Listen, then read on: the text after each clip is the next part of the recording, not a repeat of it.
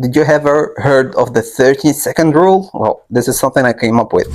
I want to get your attention to a specific technique to use. It's called the 13-second test. In 30 seconds, I can tell if this listing is even worth your attention. Here's exactly what I look for. Quickly check neighborhood, orientation, photos of course, price, square meter, documents, rental potential, and score it down to 10. You'll find some apartments score 2 out of 10, and you'll find some other apartments who scored 9 out of 10.